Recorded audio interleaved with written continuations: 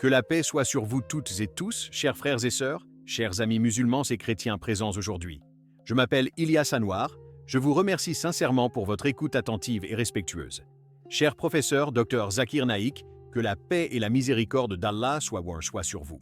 Ma question est simple, directe, et elle s'inscrit comme cela. Beaucoup affirment que certains pays occidentaux, comme la Grande-Bretagne, les États-Unis ou Israël, refusent votre entrée sur leur territoire par crainte de votre influence intellectuelle et religieuse, certains allant jusqu'à dire que vos conférences auraient provoqué des remises en question profondes, y compris chez des diplomates ou des représentants officiels. Ma question est donc la suivante. Comment l'islam explique-t-il cette peur supposée du dialogue religieux et que dit réellement le Coran sur la vérité, la prédication et la réaction de ceux qui s'y opposent? Au nom d'Allah, le tout miséricordieux, le très miséricordieux. Que la paix, la miséricorde et la bénédiction d'Allah soient main sur vous, cher frère Ilyas, ainsi que sur toutes les personnes présentes, musulmanes et chrétiennes. Je te remercie pour cette question posée avec respect et intelligence, car elle touche à un sujet sensible mais fondamental. Le rapport entre la vérité, la liberté de conscience et la peur du débat. Permets-moi d'abord de clarifier un point essentiel. L'islam n'enseigne ni la contrainte, ni la provocation, ni la domination par la force intellectuelle ou politique. Allah dit clairement dans le Coran, sourate Al-Baqarah, verset 256, « Nulle contrainte en religion, car le bon chemin s'est distingué de l'égarement. » Ce verset est un pilier. Il signifie que la vérité, lorsqu'elle est authentique, n'a pas besoin d'être imposée. Elle s'impose d'elle-même par la clarté, la raison et la cohérence. Lorsque certains pays ou institutions restreignent l'accès à des conférenciers musulmans, ce n'est pas à l'islam qu'il faut automatiquement attribuer une intention cachée, mais plutôt au contexte politique, médiatique et émotionnel qui entoure l'islam dans le monde contemporain. Beaucoup confondent prédication pacifique et menace idéologique. Or, le Coran nous enseigne la sagesse dans l'appel. Allah dit dans la sourate An-Nahl, verset 125, « Par la sagesse et la bonne exhortation, appelle au sentier de ton Seigneur et discute avec eux de la meilleure façon. » Lorsque je parle dans des conférences, je ne fais que présenter l'islam à la lumière des textes, en citant le Coran, les hadiths authentiques, mais aussi la Bible, les évangiles et la raison logique. Ce n'est pas une attaque, c'est une invitation à réfléchir. Certains acceptent, d'autres non, et cela est parfaitement normal. Le prophète Muhammad, paix et bénédiction sur lui, a lui-même été rejeté, accusé, boycotté, non pas parce qu'il menaçait l'ordre public par la violence, mais parce que son message remettait en question des idées établies. Allah dit dans la sourate Al-An'am, verset 33, « Nous savons que ce qu'ils disent te peine. En vérité, ce n'est pas toi qu'ils traitent de mensonge, mais ce sont les signes d'Allah que les injustes rejettent. » Ainsi, la réaction de rejet n'est pas nouvelle. Elle accompagne toujours les appels à la vérité. Concernant les récits qui circulent sur des conversions de personnes influentes, je tiens à dire avec honnêteté que l'islam n'a pas besoin de mythes pour être fort.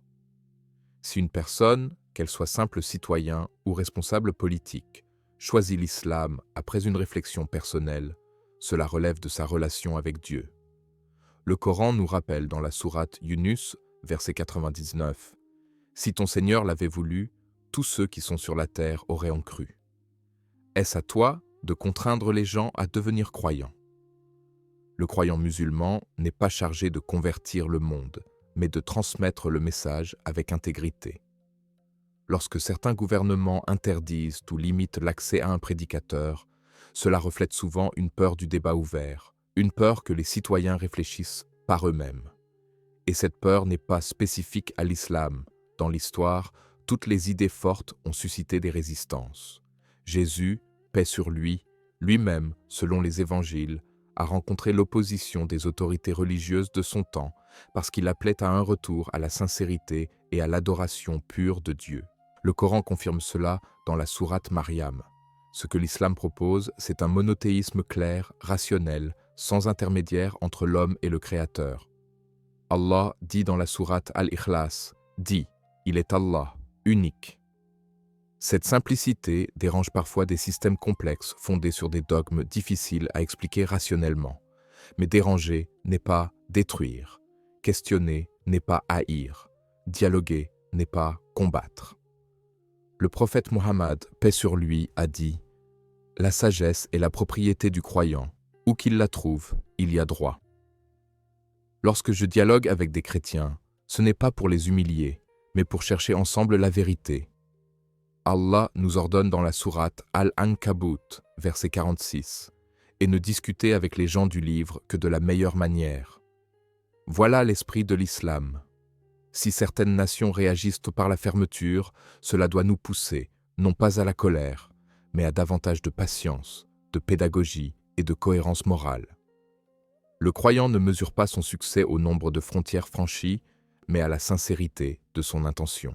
Allah dit dans la sourate Az-Zumar, verset 41, « Quiconque se guide, ce n'est que pour lui-même, et quiconque s'égare, ne s'égare qu'à son propre détriment. » Ainsi, l'islam n'est pas une menace pour l'Occident, ni pour le christianisme. Il est une invitation au retour vers le Dieu unique, le Dieu d'Abraham, de Moïse et de Jésus. Si cette invitation suscite parfois de la peur, c'est parce que la vérité oblige à se remettre en question. Et la remise en question est inconfortable pour ceux qui préfèrent la certitude héritée à la vérité recherchée. Je conclurai en rappelant que le Coran appelle à la justice, à la compassion et au respect de la dignité humaine. Dans la sourate Al-Mumtahana, verset 8, Allah dit qu'il n'interdit pas la bienveillance et l'équité envers ceux qui ne combattent pas les musulmans. Voilà le message que je transmets, partout où je peux, par la parole pacifique et le dialogue ouvert. Et avant de poursuivre plus loin, j'invite chacun d'entre vous à soutenir ce type d'échange constructif. Abonnez-vous, aimez, partagez et commentez avec conviction et sérénité. Allah Akbar. Lorsque nous examinons l'histoire humaine avec honnêteté, nous constatons que la vérité a toujours été perçue comme une force dérangeante, non pas parce qu'elle cherche la confrontation, mais parce qu'elle met à nu les contradictions, les incohérences et parfois les injustices profondément enracinées dans les sociétés. Le Coran attire notre attention sur ce mécanisme psychologique universel lorsqu'Allah dit dans la sourate Ghafir, verset 21, qu'il invite les hommes à parcourir la terre afin de voir comment fut la fin de ceux qui les ont précédés, car ils étaient plus puissants et plus marqués dans le monde, et pourtant, Allah les saisit pour leurs péchés. Ce verset nous rappelle que la puissance politique, militaire ou médiatique ne constitue jamais une garantie contre la remise en question morale. Lorsque le message de l'islam est présenté avec clarté, sans haine, sans insulte, uniquement par le Coran, la sunna authentique et la raison, il touche nécessairement à des fondements profonds, la notion d'unicité divine, la responsabilité individuelle devant Dieu, l'égalité des êtres humains devant le Créateur. Allah dit dans la sourate Al-Hujurat, verset 13, qu'il a créé les hommes et les femmes de peuples et de tribus afin qu'ils se connaissent, et que le plus noble auprès d'Allah est le plus pieux, non le plus puissant. Ce principe détruit toute hiérarchie artificielle fondée sur la race, la nationalité ou le statut. Pour certains systèmes idéologiques ou politiques, cette idée est inconfortable car elle retire à l'homme la prétention à l'autorité absolue. L'islam rappelle que la souveraineté ultime appartient à Dieu seul, comme il l'énonce dans la sourate Yusuf, verset 40. Le jugement n'appartient qu'à Allah. Lorsque je parle de ces versets, je ne fais pas de politique, je fais de la théologie. Mais la théologie authentique a toujours des implications sociales et morales. C'est précisément pour cette raison que le prophète Mohammed, paix et bénédiction sur lui, fut confronté à l'hostilité non seulement de certains individus, mais aussi de structures entières qui se sentaient menacées non par son épée, mais par son message. Il appelait à l'abandon du faux, à l'honnêteté commerciale, à la protection des faibles, à la fin de l'oppression. Le Coran rapporte dans la sourate Shu'ara que les peuples anciens rejetèrent leurs prophètes en disant qu'ils n'étaient que des hommes comme eux, car accepter la vérité aurait exigé un changement intérieur. Aujourd'hui, le contexte est différent, mais le mécanisme reste identique. Lorsque l'on ouvre un espace de dialogue sincère entre l'islam et le christianisme, certaines personnes redoutent non pas une conversion forcée, mais une prise de conscience. Le Coran invite les gens du livre à une parole commune, comme Allah le dit dans la sourate Al-Imran, verset 64. N'adorer qu'Allah, ne rien lui associer et ne pas prendre les uns les autres comme seigneurs en dehors d'Allah. Ce verset n'est pas une insulte, c'est une invitation respectueuse. Celui qui est convaincu de sa foi ne devrait pas craindre la discussion, car la vérité ne se fragilise pas par le questionnement. Le prophète Mohammed, paix sur lui, acceptait le dialogue, même avec ses opposants les plus virulents, car il savait que la guidance appartient à Allah seul. Dans un hadith authentique rapporté par Al-Bukhari, il est mentionné que le prophète demandait à Allah de guider son peuple, même lorsqu'il le persécutait. Cela nous enseigne que la réponse du croyant face au rejet n'est ni la colère ni la victimisation, mais la patience et la constance dans la transmission du message. Lorsque certains gouvernements utilisent des arguments sécuritaires ou médiatiques pour restreindre des voies religieuses, le musulman doit se rappeler que sa mission ne dépend pas des visas, mais de la sincérité. Allah dit dans la sourate Al-Isra, verset 81, que la vérité est venue et que le faux a disparu, car le faux est destiné à disparaître. Cette disparition ne se fait pas toujours de manière spectaculaire. Elle s'opère souvent par un lent réveil des consciences. L'islam ne gagne pas par le nombre de pays qu'il traverse, mais par la cohérence de ses principes. Le Coran insiste sur la justice, même envers ceux qui nous sont hostiles, dans la sourate Al-Maïda, verset 8, en ordonnant de ne pas laisser la haine d'un peuple nous détourner de l'équité. Voilà un principe universel qui, s'il était appliqué, transformerait les relations internationales, les relations interreligieuses et même les relations humaines quotidiennes. Lorsque je cite le Coran dans des espaces publics, je n'appelle ni à la révolte ni au rejet de l'autre, j'appelle à la responsabilité individuelle. Chacun est invité à lire, à comprendre, à comparer, puis à choisir librement. Si une personne accepte l'islam après réflexion, cela relève de sa conscience. Si elle le refuse, cela relève également de sa conscience. Le Coran le dit clairement dans la sourate Al-Kafirun qu'il y a une distinction entre les croyances, sans coercition. Ce respect du libre arbitre est un fondement islamique souvent oublié dans les débats médiatiques. L'islam n'a pas peur du christianisme, pas plus qu'il n'a peur du judaïsme, car il affirme être la continuité du message abrahamique. Le Coran mentionne Jésus, paix sur lui, avec un respect immense, parlant de sa naissance miraculeuse, de sa mission prophétique et de sa piété. Cette reconnaissance devrait être un terrain commun, non un champ de bataille idéologique. Mais pour parvenir à cette maturité spirituelle, il faut accepter que la vérité puisse parfois nous déranger, nous obliger à revoir des idées héritées sans examen.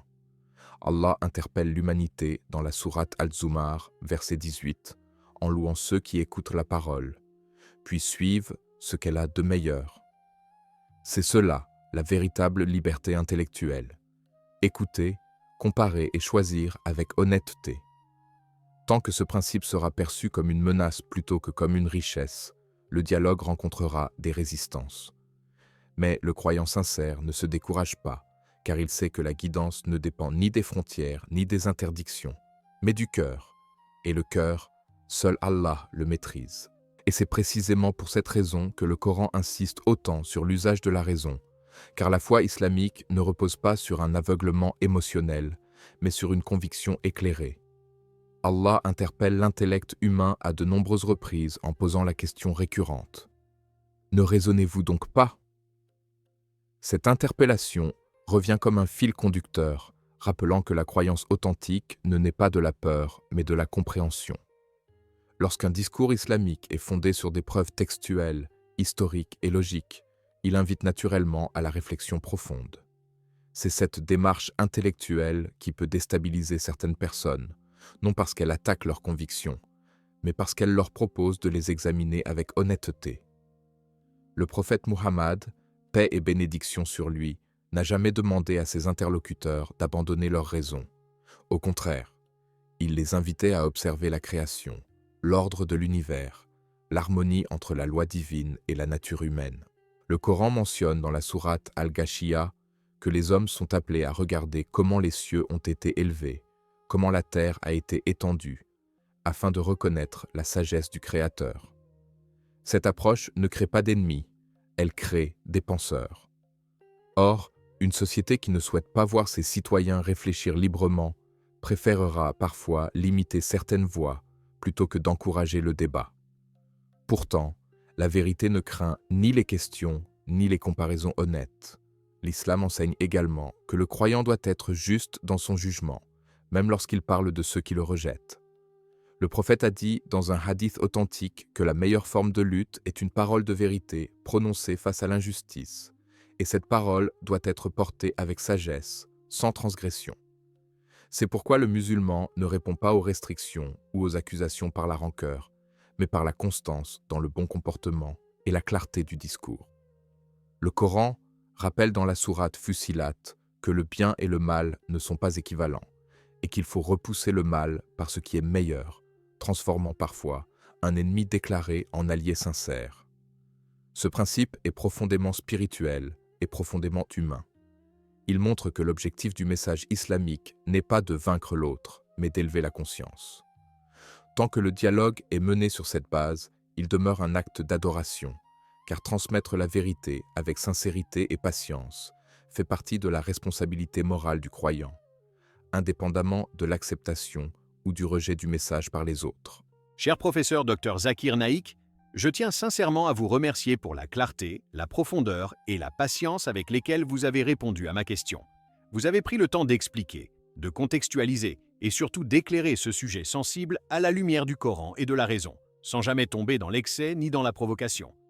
J'ai beaucoup apprécié votre manière de rappeler que l'islam appelle avant tout à la réflexion, à la justice et au respect du libre choix, et non à la contrainte. Vos paroles montrent que le dialogue entre croyances différentes peut être une source d'élévation spirituelle et intellectuelle lorsqu'il est mené avec sincérité. Je vous remercie également d'avoir rappelé que la peur du débat n'est jamais un signe de force, mais que la vérité, elle, n'a rien à craindre des questions honnêtes. Qu'Allah te bénisse, cher professeur Dr Zakir Naik. Je te remercie à mon tour, cher frère, pour ta question posée avec respect et intelligence, et pour ton écoute attentive.